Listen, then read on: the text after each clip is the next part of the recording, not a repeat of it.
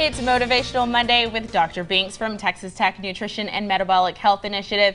And today we're talking about mental health. Obviously, it's been in the news for quite some time. A lot of people dealing with a lot of various issues. And so we're just here talking about how we can sort of keep our mental state of happiness, but just overall wellness in general. So thank you so much for being here. I think this is a really timely topic. Right, great to be here.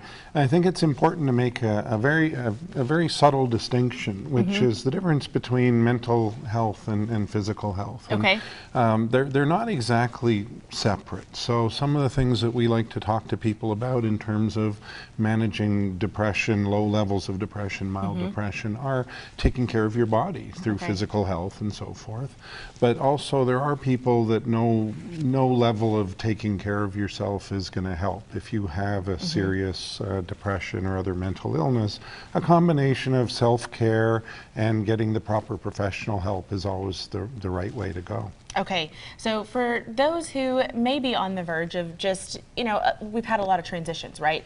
Kids are going back to schools, a lot of just transitions, work changes for a lot of us. I know for me, a mom of 3, it gets a little busy.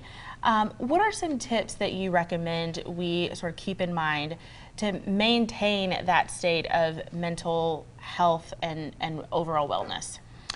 Various things that we talk to people about include, as you might imagine, keeping a healthy, positive mindset. It's not just about, if you have depression, a medical condition, you're not going to think your way out of it.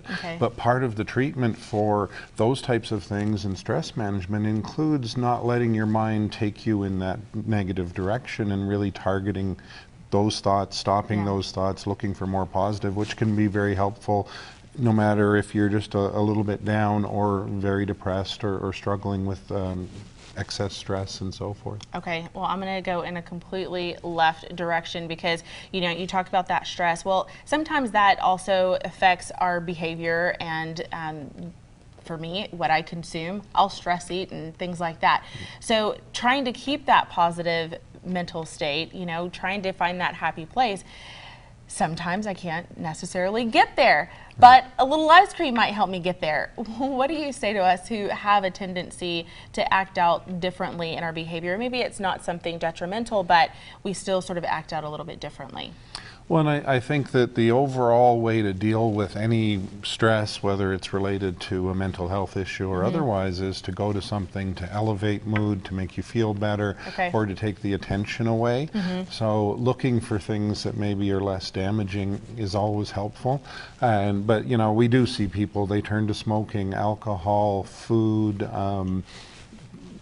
isolating from their friends and family, all kinds of things. So really pushing towards putting that best foot forward and seeking counseling if you're unable to do that. Because many people can do that and it works and it helps, but others really need that professional to help and sometimes medicines to help. Very good point. I like the counseling. It's always important. Definitely. Thank you so much. Always great tips. Appreciate you being here.